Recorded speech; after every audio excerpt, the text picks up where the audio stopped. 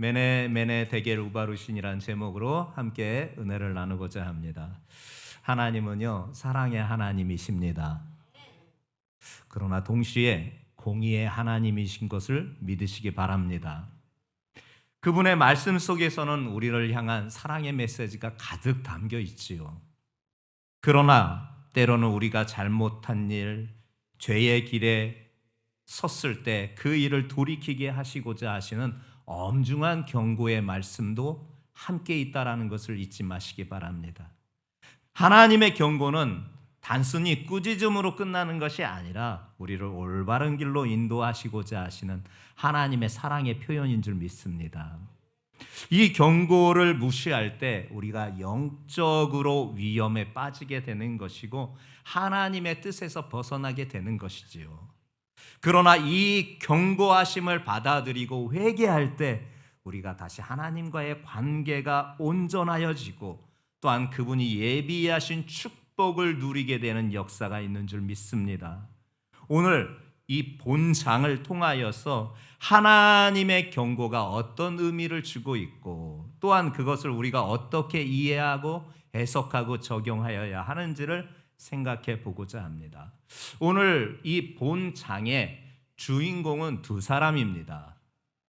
바벨론의 벨사살 왕과 더불어서 다니엘입니다. 그러나 오늘 말씀은 벨사살 왕의 관점에서 오늘 본문을 보려고 합니다. 이 벨사살 왕이요, 교만했습니다. 이 교만에 대하여서 하나님께서 그에게 경고를 하시는 것을 우리가 보게 됩니다. 본장 1절부터 4절까지의 말씀을 통하여서 어떤 일이 있었는지를 우리가 확인할 수가 있습니다. 함께 합독해 보겠습니다. 1절부터 4절입니다. 시작.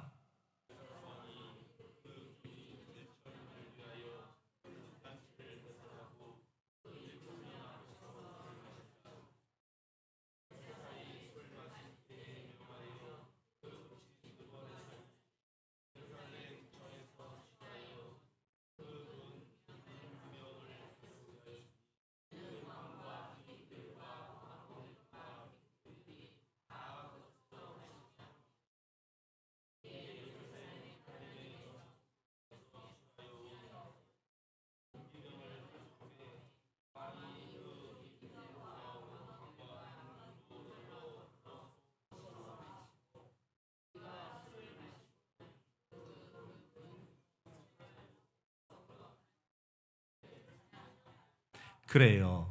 이 벨사살 왕은요, 1000명의 나라의 귀족들을 초청해서요, 잔치를 벌였어요. 이 잔치에는 통상적으로 왕의 잔치에는 왕비들과 후궁들을 부르지 아니하는데 특별히 이 자리에는 왕비와 더불어서 후궁들까지도 다 부르는 아주 대대적인 큰 잔치를 벌이게 된 거예요.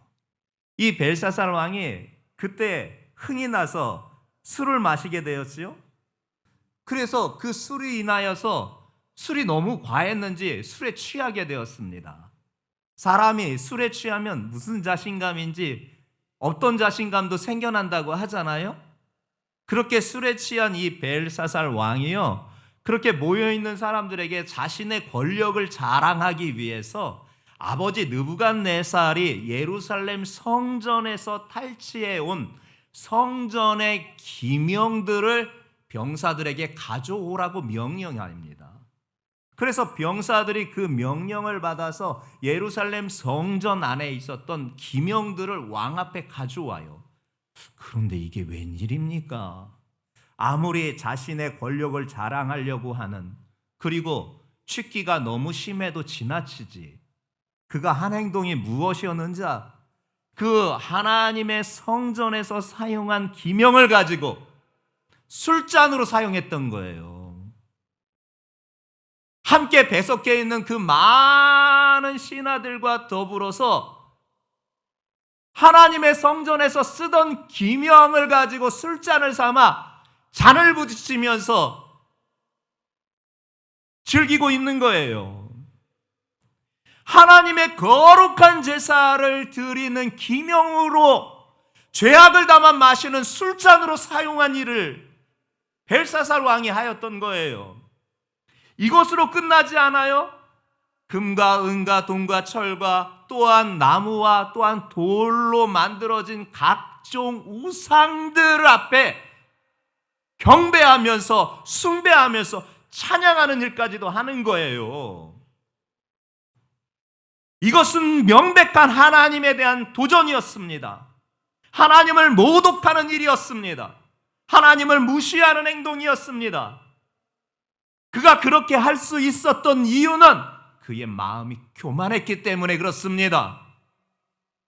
하나님보다 자기가 더 존귀한 자인 줄 알았던 것입니다. 그 교만이 이 같은 행동을 그에게 만들게 되었던 것입니다. 하나님께서는 이 벨사살 왕의 교만함에 대하여 분명하게 경고하십니다. 5절과 6절 말씀이 그 말씀을 우리에게 소개시켜주고 있습니다. 함께 확인해 보겠습니다. 시작.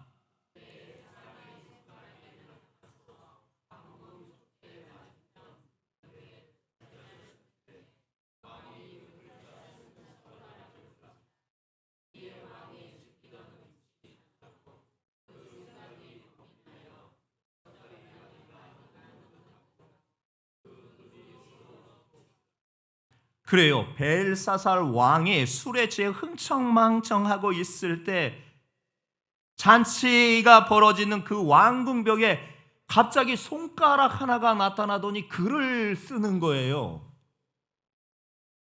이 장면을 벨사살 왕이 목격하고 혼비백산했습니다.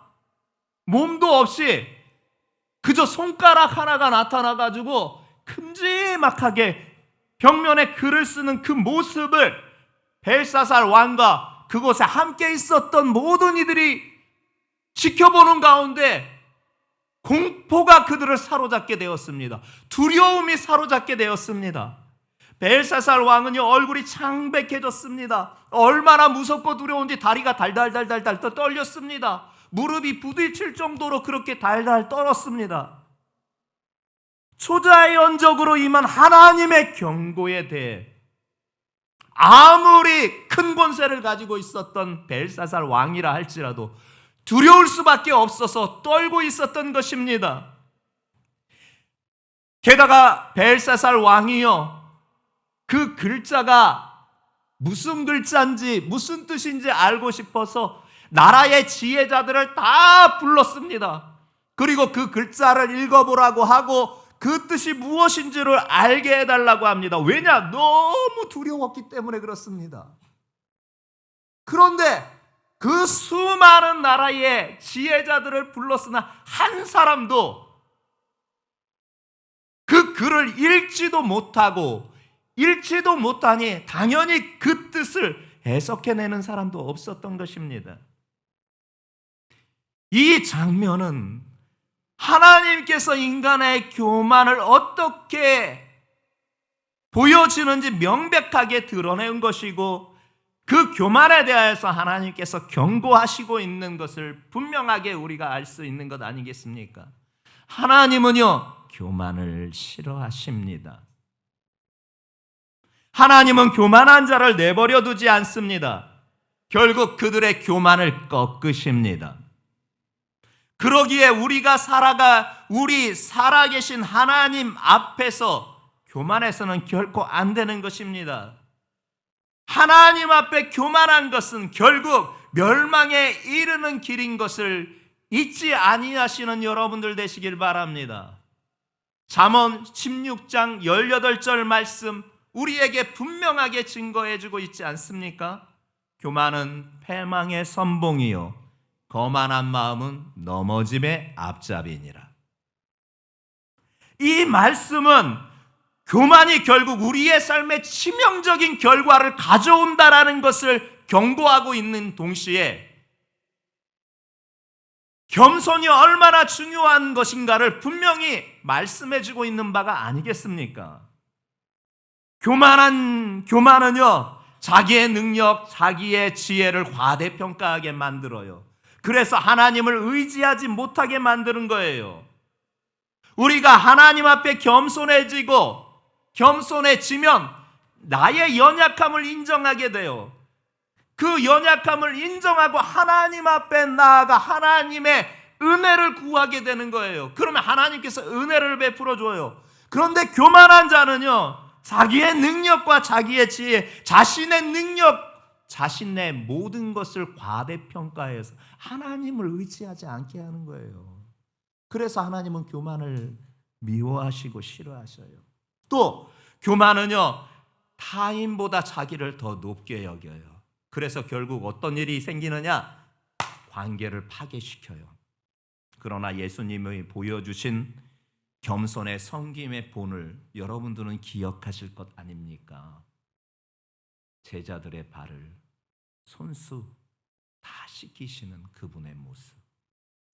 당시 노예들이나 하는 일인데 구주 되시며 그들의 선생이 직접 허리에 수건을 들으시면서 대야에 물을 따다가 제자들의 발을 일일이 하나하나씩 다 씻기시는 그분의 모습. 너희가 본대로 그대로 행하라고 또한 말씀하신 그분의 모습. 우리가 겸손의 그 섬김의 본을 따라서 살아갈 때 다른 사람들에 대해서 존중할 수가 있는 것이고 다른 사람들을 섬기고자 하는 마음이 생기는 것 아니겠습니까? 하지만 교만은요, 그렇지 않아요. 타인보다 자기를 더 높게 여기기 때문에 그런 상황에서는 관계가 깨어질 수밖에 없는 거예요. 또한 교만은 우리가 타인의 실수를 또한 그의 잘못을 비판하기에 앞섭니다. 남의 실수한 것을 용납하지 못하는 게 교만이에요. 그러나 겸손은 그렇지 않아요. 다른 사람의 입장을 이해하고 그를 용납하며 그와 화평을 이루려고 하는 것이 겸손이에요. 즉, 이 교만은 무엇이냐? 내 삶의 주인은 나다라는 것을 나타내 보이는 행위가 이 교만이라는 거예요. 그러나 여러분들이요, 여러분들의 주인은 우리 주님 예수님이신 줄 믿습니다. 그분이 우리의 창조주시고 우리의 주권자 되시고 우리를 인도하시는 분이신 줄 믿습니다. 우리의 삶은 우리의 것, 나의 삶은 나의 것이 아니라 내 주님의 것입니다. 우리는 그분의 손에 있는 것이에요. 이게 겸손한 자의 당연한 태도이고 교만한 자는 내 삶의 주인은 나다라고 말하는 거예요. 그렇기 때문에 하나님께서 이 교만을 싫어하시는 거예요. 하나님 앞에 교만은 결국 멸망의 길에 이르게 하는 것을 잊지 아니하시고 교만으로 인하여 혹 잘못된 길을 갔다면 그것을 회개하고 하나님께로 돌이키는 우리 성도들 되시기를 예수님의 이름으로 축복합니다. 하나님은 회개하는 자를 받아주시고 새로운 인생의 문을 열어주시고 새로운 시작을 이루어주시는 줄 믿습니다. 그 같은 은혜가 여러분들에게 충만하시기를 예수님의 이름으로 축복합니다. 이 벨사살 왕이요, 해석해내지 못하고 읽지 못하는 그 상황 가운데 어머니의 청고로 다니엘을 만나게 되는 것을 보게 됩니다. 정말 하나님의 그 성전의 기명으로 술을 먹고 마실 정도로 그렇게 기고만장하였던 벨사살은 그 벽에 신비한 그 손가락이 나타나 글자를 쓴 후에 얼마나 공포와 두려움에 휩싸였는지 이루 말할 수가 없었어요. 잔치는요, 기쁨의 자리가 한순간에 아수라장이 되고 말았어요. 벽에 나타난 손가락이 그 이상한 글자를 쓰면서 그것을 읽어내지 못하고 또한 해석해내지 못하는 이 모든 상황이 너무 두려웠는데 그런 상황에 왕의 어머니가 다니엘을 청거합니다. 다니엘은 그의 아버지 느부갓네살 때의 일들을 언급하면서 그 어머니의 청거로 마침내 느부갓네살이 다니엘을 만나게 되는 것을 보게 됩니다. 오늘 본장의 13절부터 16절에 있는 말씀을 우리가 확인하며 나아가겠습니다. 13절부터 16절입니다. 시작.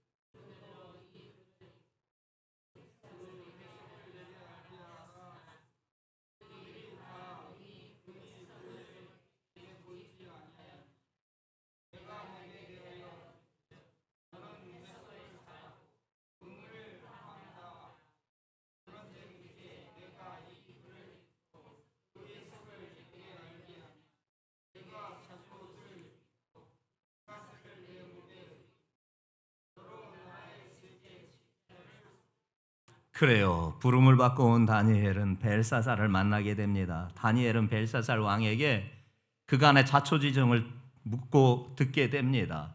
벨사살은 다니엘에게 글자를 해석해 주면 큰 포상을 해주겠다고, 나라의 셋째 자리까지도 너에게 주겠다라고 그렇게 약속을 합니다. 여호와 하나님의 성전 기명으로 술을 잔을 삼아서 하나님을 이 모독한 이 교만한 벨사살이 결국 하나님의 종 다니엘에게 벽의 글자의 해석을 요청하는 것입니다. 나라의 지혜자들은 그 글자와 그 뜻이 무엇인지 알지 못하였으나 결국 그가 찾았던 사람은 하나님의 사람 다니엘을 통하여서 그 글자와 그 뜻을 깨닫기를 요청하고 다니엘이 그 뜻을 풀어주는 것을 보게 돼요. 이 사실을 통해서 여러분들이요 깨닫게 되는 것이 무엇입니까? 인생의 모든 문제는 여호와 하나님을 통해서 진정한 해답을 얻을 수 있다. 이것이 깨닫게 되는 것입니다. 인생의 모든 문제는 결국 여호와 하나님을 통해서만 진정한 해답을 얻을 수 있다. 이게 깨달아지는 것입니다. 인간의 힘으로는, 인간의 능력으로는 하나님의 뜻을 다 알 수가 없습니다. 하나님께서 하신 일을 그 누구도 그것을 해석해낼 수가 없습니다. 그러나 하나님을 통해서만 진정한 해석을 우리가 얻게 되는 것입니다. 그분은 살아계셔요. 그분은 창조주이셔요. 한국과학기술원, 소위 말하는 카이스트 설립의 산파 역할을 한 대한민국 1호 과학자인 전근모 박사님이 쓰셨던 책 가운데 나는 위대한 과학자보다 신실한 크리스찬이고 싶다라는 책이 있습니다. 그 책의 한 부분을 여러분들에게 소개하려고 합니다. 신은 존재하는가? 당신은 신의 존재를 증명할 수 있는가? 과학자니 사람들이 이렇게 묻는다라는 거예요.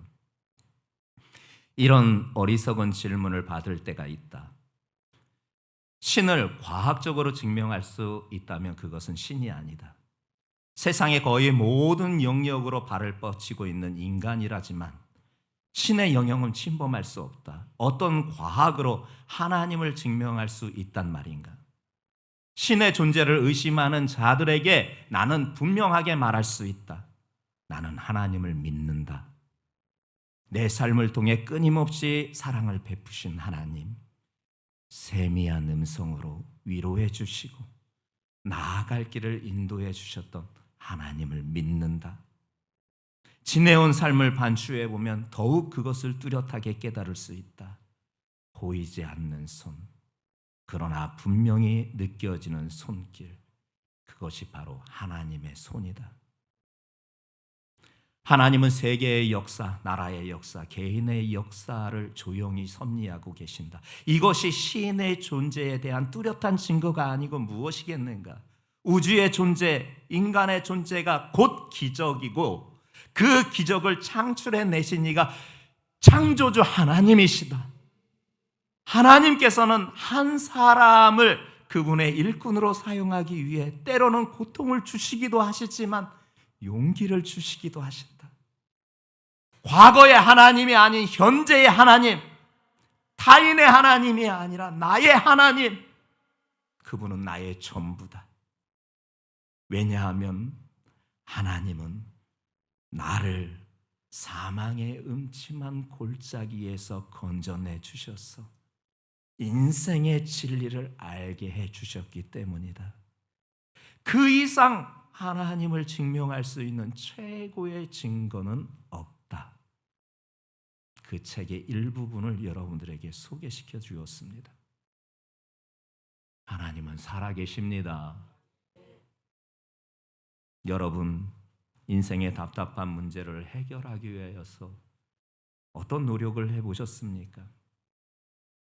하나님이 답입니다. 그분 앞에 나아가시기 바랍니다. 그분 앞에, 그분 안에 진정한 해답이 있는 줄 믿습니다. 그분이 내 세미한 음성도 듣고 계신 나의 주, 나의 하나님이십니다. 그분이 나의 삶의 전부이십니다. 마지막 부분을 보려고 합니다. 하나님께서 기준에 미달된 자라고 벨사살 왕을 평가하는 것을 본문의 말씀을 통해서 확인할 수가 있어요.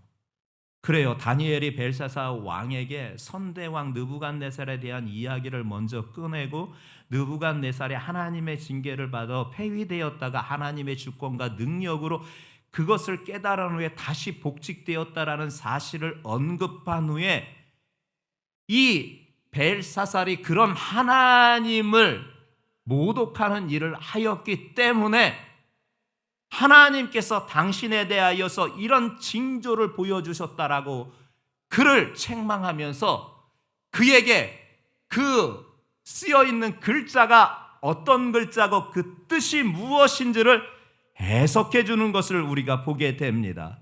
그 말씀이 24절부터 28절에 있는 말씀입니다. 함께 합독해 보겠습니다. 시작.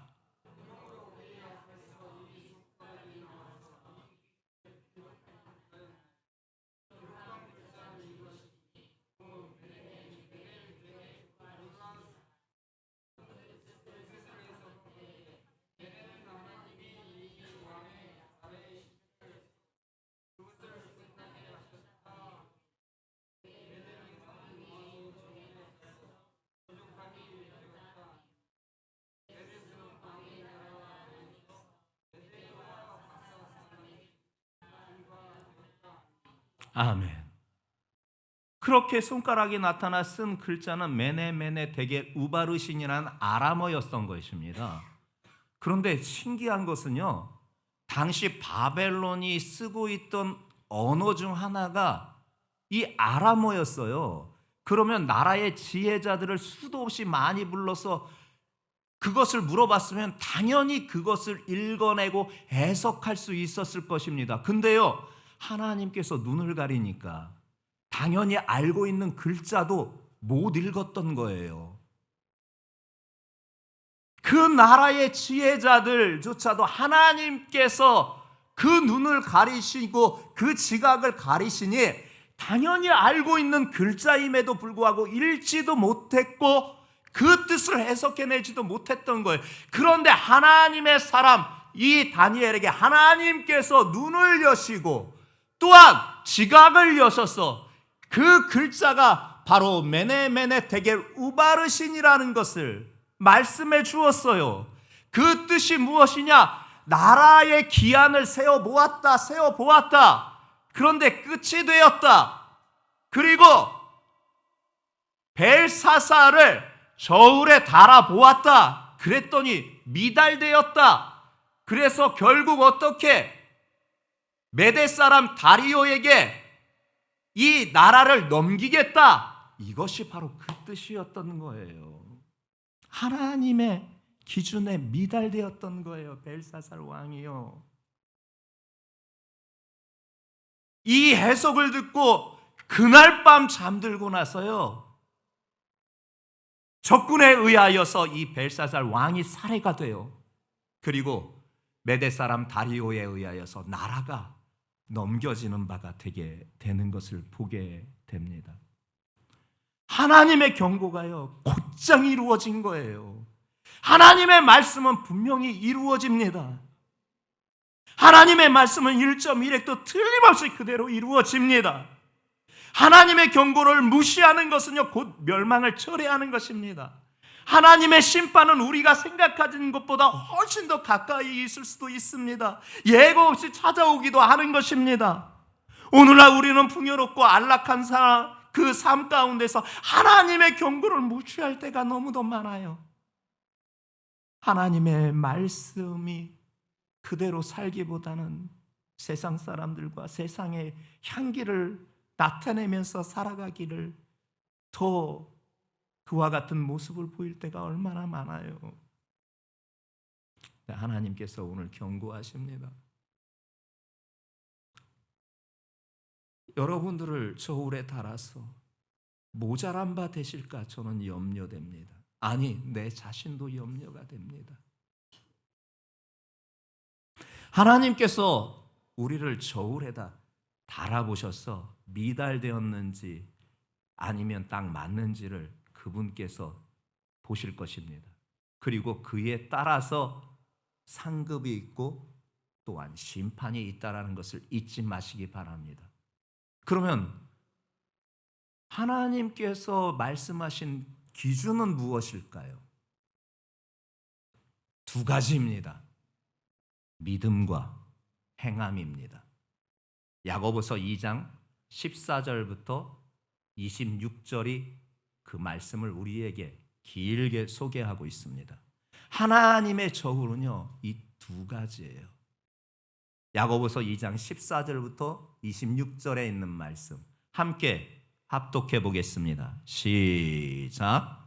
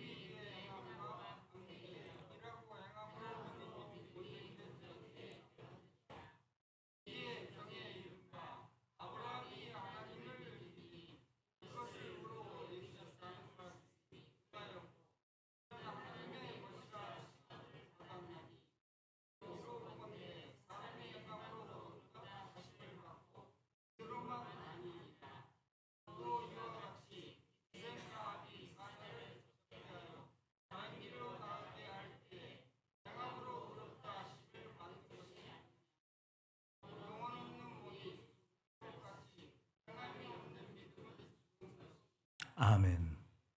하나님이 달아보시는 기준은요, 바로 믿음과 행함이라는 거예요. 이 믿음은요, 우리를 구원으로 인도하는 유일한 길이에요. 예수 그리스도를 나의 구세주로 믿고 그분을 나의 주, 나의 하나님으로 영접한 자, 그가 하나님의 구원을 받는 거예요. 이것은 믿음으로 이루어지는 거예요.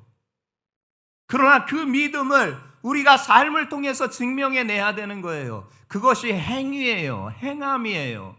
행함이 없는 믿음이 곧 죽은 것이다라고 그렇게 말씀하고 있지 않습니까? 그래서 우리의 삶을 통하여서 이 믿음을 행함으로 증명해내야 되는 거예요. 어려운 사람들을 보았을 때에 그 어려움을 나 몰라라 하는 것, 그걸 용납 안 된다라고 지금 말씀하시고 있는 것 아니겠습니까? 아브라함도 자기 아들을 드리는 행위를 통하여서 그가 의롭다함을 받은 것 아니겠느냐? 기생 라합도 마찬가지다 하는 그 사례들을 말씀하면서 믿음을 행함으로 증명해내라고 지금 이렇게 말씀하고 있는 거예요. 여러분들은 참 예수님을 나의 구세주로, 주님으로, 나의 하나님으로 믿고 영접하신 여러분들 맞습니까? 여러분들 가운데 아직도 믿음이 그와 같이 이루어지지 않는 여러분들이 있다면 예수 믿으세요. 예수 믿어야 하나님의 구원을 받습니다. 그리고 삶을 통해서 내가 예수님을 믿는 하나님의 자녀, 크리스찬된 향기를 나타내 보여주시기 바랍니다.